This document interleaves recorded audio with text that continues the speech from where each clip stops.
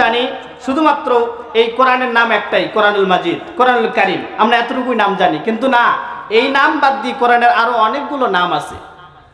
তার মধ্যে একটি নাম হলো আল কিতাব। কি নাম?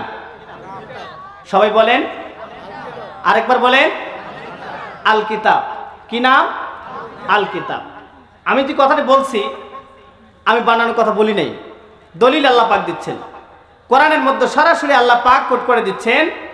এই কোরআনের যে একটা নাম হলো আল কিতাব, আল্লাহ পাক 2 নাম্বার সূরাতুল বাকারা 2 নাম্বার আয়াতের মধ্যে জানিয়ে দিলেন, যালিকাল কিতাবু লা রাইবা ফীহি হুদাল লিল মুত্তাকিন।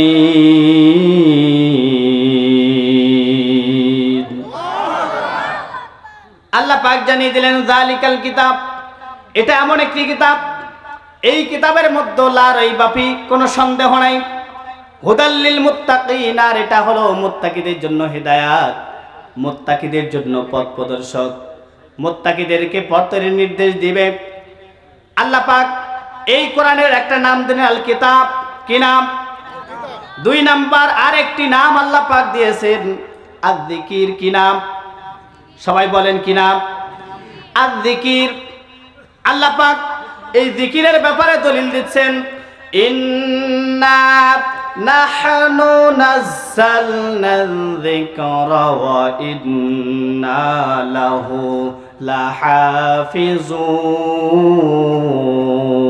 লাহাফিজুন। আল্লাহ পাক চমৎকার করে জানিয়ে দিলেন, নিশ্চয়ই আমি কোরআন নাজিল করেছি, জিকির নাজিল করেছি, আর এর দায়িত্ব ওয়া ইন্না লাহু লাহাফিজুন, আর এর হেফাজতের দায়িত্ব কারো হাতে দেই নাই, এই দায়িত্ব আমি আল্লাহ নিজেই হাতে নিয়েছি। এরপরে আল্লাহ পাক কোরআনের আরেকটি নামের কথা কোরআনের মধ্যে জানিয়ে দিলেন, আল বুরহান। কি নাম? সবাই বলেন, কি নাম? আল বুরহান। বুরহান অর্থ হলো দলিল।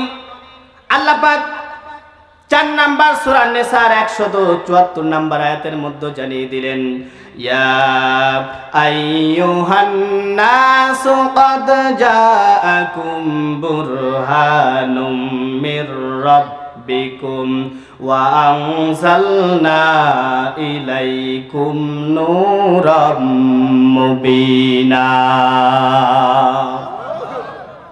আল্লাহ পাক জানিয়ে দিলেন, হে মানব মণ্ডলী, তোমাদের প্রতিপালকের নিকট হতে তোমাদের কাছে উজ্জ্বল প্রমাণ এসেছে, উজ্জ্বল দলিল এসেছে, বুরহান দেওয়া হয়েছে, পৌঁছে গেছে, আর এর মধ্যে আমি সুস্পষ্ট প্রমাণাদি রেখে দিয়েছি, উজ্জ্বল প্রমাণ রেখে দিয়েছি, দলিল দিয়েছি। তাহলে বলেন তো দেখি, এই কোরআনের মধ্যে কি রয়েছে? দলিল, প্রমাণ আছে। আল্লাহ পাক বুরহান নামে কোরআন নাম দিলেন। এরপরে আরেকটি নাম দিলেন, কোরআনের একটি নাম দিলেন ফুরকান। কি নাম? ফুরকান। আমি যে আয়াত তেলাওয়াত করেছি যে সূরা থেকে, আল্লাহ পাক নাম দিলেন সূরাতুল ফুরকান, এই পাশাপাশি কোরআনের একটা নাম দিলেন ফুরকান। আল্লাহ পাক জানিয়ে দিলেন 25 নাম্বার সূরা ফুরকানের 1 নাম্বার আয়াত, তাবারাকাল্লাযী নাযালাল ফুরকানা আলা আবদিহি লিয়াকুনা লিল আলামিনা নাযীরা। আল্লাহু আকবার। আল্লাহ পাক জানিয়ে দিলেন, তাবারাকাল্লাযী, মা কল্যাণময় তিনি, যিনি তার বান্দার প্রতি, যিনি তার বান্দার উপর সত্য মিথ্যার পার্থক্যকারী কিতাব নাজিল করেছেন, যাতে বিশ্ব জগতের সতর্কবাণী রয়েছে, হিদায়াত রয়েছে, সত্য মিথ্যার পার্থক্য রয়েছে। তাহলে বলেন তো দেখি, এই কোরআনটা কিসের পার্থক্যকারী? কথা কি বোঝা যায়? বুঝতেছেন? আমার মনে হচ্ছে সবাই, আপনারা মনে হচ্ছে বুবা মুখের মধ্যে টেপ লাগিয়ে দিয়েছেন। এই কোরআনটা কিসের পার্থক্যকারী? সত্য মিথ্যার পার্থক্যকারী মানদণ্ড হিসেবে দিলেন। এই জন্য আল্লাহ পাক কোরআনটা ফুরকান নাম দিলেন। কেন দিলেন? আল ফারিক বাইনাল হক বাইনাল বাতিল, কোনটা সত্য কোনটা মিথ্যা এটা পার্থক্য করার জন্য আল্লাহ পাক কোরআন দিলেন। তার মানে এই কোরআনে সব সমস্যার সমাধান দিয়ে আল্লাহ পাক কোট করেছেন। সুবহানাল্লাহ বলেন। এমন কোনো সমস্যা নাই যে সমস্যার সমাধান কোরআনে দেওয়া হয় নাই। এই জন্য আল্লাহ পাক কোরআনের একটা নাম দিলেন ফুরকান, আবার তার সাথে একটা সূরাই দিলেন ফুরকান নামে। তার মানে এই সূরার মধ্যে সত্য মিথ্যার পার্থক্যকারী সব কিছু আল্লাহ পাক এর মধ্যে ঢুকিয়ে দিয়েছে।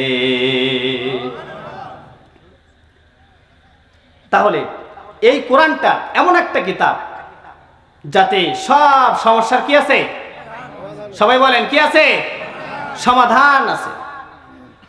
এই কোরআন সব সমস্যার সমাধান দেওয়া আছে। বলেন তো দেখি, আপনাদের কাছে জিজ্ঞাসা প্রশ্ন, আমাদের বাংলাদেশে, অন্য রাষ্ট্র বাদ দেন, আমাদের বাংলাদেশে কোরআনের সংখ্যা কম না বেশি? সবাই বলেন, সন্দেহ আছে নাকি? কম না বেশি? বেশি যদি হয় আমাদের বাংলাদেশের সমস্যা কম না বেশি? কথাটা কেমন হয়ে গেল না? কোরআনও বেশি, সমস্যাও বেশি। কিন্তু আল্লাহ বললেন কোরআনে সব সমস্যা দেওয়া আছে। কোরআন থাকলে তো সেখানে সমস্যা থাকার কথা না, কিন্তু যে বাংলাদেশে কোরআনও বেশি, সমস্যাও বেশি। কারণ কি? তার মানে আজকে কোরআন মাদ্রাসায় পড়ে আছে, মসজিদের মধ্যে পড়ে আছে। এখানে যদি আমি হাত তুলতে বলি, এমনও বাড়ি, একটা বাড়িও ফাঁকা নাই যে বাসায় একটা দুইটা কোরআন নাই। আছে না নাই? কারো বাড়িতে কোরআন নাই এমন লোক আছে? প্রত্যেক জনের বাসায় কোরআন আছে। বলেন তো দেখি, বাড়ির মধ্যে সমস্যা আছে না নাই? কেন সমস্যা আছে? কোরআন তো দিলেন আল্লাহ সমস্যার সমাধানের জন্য, কিন্তু বাড়িতে সমস্যা থাকবে কেন? কারণ কি? কারণ কি? এই কারণটাই কথা হবে। তাহলে দেখেন, আল্লাহ পাক কোরআন দিলেন সব সমস্যার সমাধান করে, কিন্তু আমাদের কোরআন থাকার বড় সমস্যা কমে না, দিনের পর দিন। সবাই বলেন, দিনের পর দিন শুধু বাড়ে আর বাড়ে, কমে না। কেন কমে না? কারণটি হলো কোরআন আমাদের বাসায় শুধুমাত্র কভার করে রাখা আছে, এমন জায়গায় রাখা আছে যেখানে পাঠতে গেলে আমাদের মইয়ের প্রয়োজন হয়, ঠিক না? কিসের প্রয়োজন হয়? খালি হাতে হাতে পাওয়া যায় না, উঁচু জায়গার দরকার।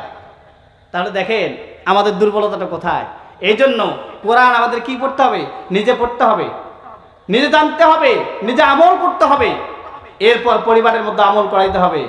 এই যে কোরআন আমরা অনেকেই পড়তে জানি না, আমাদের ছেলেদেরকেও মেয়েদেরকেও পড়াই না। আজকে সবাই দিন দিন বিমুখ হয়ে যাচ্ছে।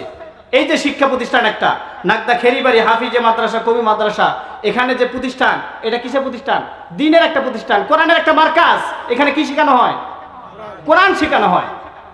তাহলে আপনারা চান না যে আপনাদের ছেলেমেয়েরা ছোট্টবেলায় তারা কোরআন শিখুক? চান কি না? সবাই চান। তাহলে আপনাদের কি দায়িত্বটা কি হবে, উচিত কি হবে? এই মাদ্রাসাগুলোতে আপনাদের ছেলেটাকে, আপনার মেয়েটাকে কি করা? ভর্তি করান, যাতে করে তারা ছোট্টবেলায় কোরআন শিখতে পারে, কোরআনের মূল মেসেজটা তাদের ভিতরে থাকতে পারে। যদি না থাকে তাহলে ঠিক আপনার বাসায় যেমন কোরআন আছে, সমস্যাও বেশি। তারাও যখন আপনার পর্যায়ে পৌঁছে যাবে, আপনার বাসায় কোরআন থাকবে, তাদের সময় কোরআন থাকবে, কিন্তু সমস্যা কমবে না। এই জন্য আপনাদের ছেলেমেয়েগুলোদেরকে মাদ্রাসায় ভর্তি করাবেন, ছোট্টবেলায় আগে দিনই জ্ঞানটা দেবেন তো ইনশাআল্লাহ। তাহলে আমাদের সমস্যাগুলো যদি আমরা সমাধান করাইতে চাই, তাহলে কি থেকে আমাদেরকে সমাধান নিতে হবে? কোরআন থেকে। আপনার যখন রোগ হয় কার কাছে যান আপনারা? কি ডাক্তার কি দেয়? ট্যাবলেট দেয়? কি দেয়? কি দেয়? প্রেসক্রিপশন করে দেয়। আর আপনি সেখান থেকে ফার্মেসিতে গিয়ে কিনেন, ঔষধ কিনে আনেন, তারপর খান। তাহলে এই কোরআন থেকে আপনি যদি সব সমস্যা, আপনার পরিবারের সমস্যা, আপনার ইউনিয়নের সমস্যা, আপনার উপজেলার সমস্যা, আপনার জেলার সমস্যা, আপনার রাষ্ট্রের সমস্যা যদি সমাধান করাইতে চান, প্রেসক্রিপশন কোথায় থেকে নিতে হবে? সবাই বলেন, কোথা থেকে? কোরআন থেকে প্রেসক্রিপশন নিতে হবে। আপনাকে এই কোরআন থেকে যদি আপনি প্রেসক্রিপশন না নেন, আপনার জীবনটা পরিশুদ্ধ হবে না। আপনি কোরআন থেকে প্রেসক্রিপশন না নিলে আপনার পরিবারটা শুদ্ধ হবে না। কোরআন থেকে প্রেসক্রিপশন না নিলে আপনার সমাজটা শুদ্ধ হবে না। কোরআন থেকে প্রেসক্রিপশন না নিলে আপনার উপজেলাটা শুদ্ধ হবে না। কোরআন থেকে প্রেসক্রিপশন না নিলে জেলাটা শুদ্ধ হবে না। কোরআন থেকে প্রেসক্রিপশন না নিলে থানা শুদ্ধ হবে না। কোরআন থেকে প্রেসক্রিপশন না নিলে গোটা রাষ্ট্রটা পরিশুদ্ধ হবে না। আজকে কোরআন থেকে প্রেসক্রিপশন না নেওয়ার কারণে আমাদের এই বাংলাদেশের মধ্যে দুর্নীতি দমন কমিশন বোর্ড তৈরি করা আছে, কমিটি তৈরি করা আছে, কিন্তু আজ পর্যন্ত তারা 50 বছরে 53 বছর বয়সে একদিনও তারা দুর্নীতি এখনো বন্ধ করা দেখাইতে পারে নাই। পারবেও না, চ্যালেঞ্জ করে যাচ্ছি, পারবেও না। যতদিন পর্যন্ত সংসদের মধ্যে কোরআন না নিয়ে যাবে ততদিন দুর্নীতি কমবে না। বাংলাদেশে শুধু দুর্নীতি বাড়বে আর বাড়বে। দুর্নীতি কমাইতে চাইলে কি নিতে হবে? কোরআন থেকে প্রেসক্রিপশন নিতে হবে। সম্মানিত ভাইয়েরা আমার, তাহলে কোরআন এসেছে শুধুমাত্র মানুষ মারা গেলে তাদের কানের কাছে গুনগুন করে পড়ার জন্য আসে নাই। এই কোরআন এসেছে আপনাকে ভালো করতে, আপনার হায়াতের জিন্দেগিটাকে ভালো করার জন্যে। কোরআন এসেছে আপনার পরিবারটাকে ভালো করার জন্যে। কোরআন এসেছে আপনার সমাজটা ভালো করার জন্যে। কোরআন এসেছে আপনার ইউনিয়নটা ভালো করার জন্যে। কোরআন এসেছে থানাটা ভালো করার জন্যে। কোরআন এসেছে এদেশ থেকে চুরি বন্ধ করার জন্যে। কোরআন এসেছে এদেশ থেকে ডাকাতি বন্ধ করার জন্যে। কোরআন এসেছে এদেশ থেকে টেন্ডারবাজি বন্ধ করার জন্যে। কোরআন এসেছে এদেশ থেকে দুর্নীতি বন্ধ করার জন্যে। কোরআন এসেছে চাঁদাবাজি বন্ধ করার জন্যে। কোরআন এসেছে এদেশের টাকা বিদেশে পাচার করে বেগম পাড়া বন্ধ করার জন্যে। কোরআন শুধুমাত্র ঘরে থাকার জন্য আসে নাই। কোরআন এসেছে এদেশে যারা রূপান্তর নাটক করে এদেরকে জেলখানায় বন্দী করার জন্যে। আজকে তারা কোরআন বাদ দিয়ে শিক্ষা সিলেবাস প্রণয়ন করেছে। আজকে যারা প্রণয়ন করে কোরআন এসেছে তাদের হাতে হ্যান্ডকাপ পরিয়ে জেলখানায় তাদেরকে আটকে রেখে শাস্তি দেওয়ার জন্যে।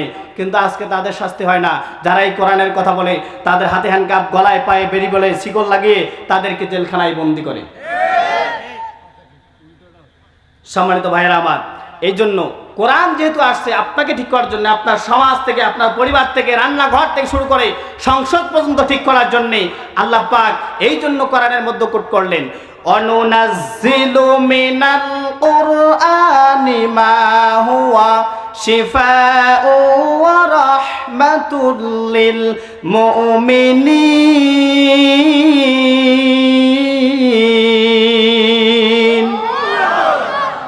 আল্লাহ পাক এই জন্য বললেন আমি কোরআন নাজিল করেছি এখানে এই মুমিনদের জন্য সমস্ত প্রকার সমস্যা, শিফা ও রাহমাতুল লিল মুমিনিন। এখানে সমস্ত প্রকার সমস্যার সমাধান দেওয়া আছে, রহমত দিয়ে ভরপুর করা হয়েছে। কাদের জন্য? কাদের জন্য? সবাই বলেন। আপনারা কি মুমিনের কাতার নাই মনে হয়, এই জন্য বলতে কষ্ট লাগে। বোঝা গেছে কাদের জন্য? মুমিনদের জন্য। আল্লাহ পাক আর এক জায়গায় জানিয়ে দিলেন, ওয়ানাজ্জালনা আলাইকাল কিতাবা তিবয়ানাল লিকুল্লি শাইইন ওয়া হুদাও ওয়া রাহমাতাও ওয়া বুশরা লিল মুসলিমিন।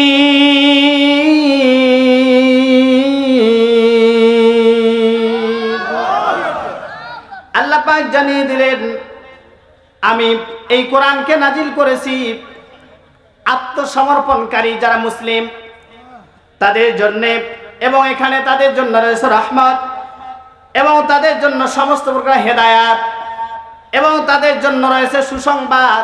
তারা যদি কোরআনের কাছে আত্মসমর্পণ করে, কোরআনের বিধানগুলো যদি মেনে নেয়, আল্লাহ পাক তাদের জন্য যে জান্নাতের ওয়াদা করেছেন তাদেরকে সেই জান্নাতের মধ্যে সুসংবাদ দিয়েছে। তাহলে এই কোরআনটা কাদের জন্য? যারা আত্মসমর্পণ করবে তাদের সকল সমস্যার সমাধান এই কোরআনের মধ্যে কোট করে দিয়েছেন। সুবহানাল্লাহ। কিন্তু আমাদের সমস্যা কমে না। কারণটা কি? কারণ হলো আমরা এই সমস্যার সমাধান কোরআন থেকে নিই না। যার কারণে কোরআন থেকে সমস্যার সমাধানগুলো না নেওয়ার কারণেই আজকে আদালতগুলো থেকে মামলা কিন্তু কমে। মামলা কি হয়? কাদের নামে বাড়ে? যারা ভালো লোক তাদের নামে শুধু মামলা হয়। দেখবেন তাদের নামে হাড়ি পাতিল চুরিরও মামলা হয়, ঠিক না? ভয় লাগে? মামলা হয় কাদের নামে? আজকে চোর, ডাকাত, বাটপাটেরা, টেন্ডারবাজিরা, চাঁদাবাজিরা, যারা দুর্নীতি করে, আত্মসম্পদ আত্মসাৎ করে, যারা আজকে রডের বদলে বাস দিচ্ছে, তারা আজকে বুক ফিলিয়ে সমাজের মধ্যে ঘোরে। আর যারা কোরআনে সত্য কথা বলে তাদেরকেই শুধু জেলখানায় বন্দী করে রাখে। আজকে তারা শ্বশুর বাড়ির মতো ঘুরতেছে, আর যাদেরকে আজকে বুক ফুলে ঘোরার কথা তারা জেলখানায় বসতেছে, ঠিক না?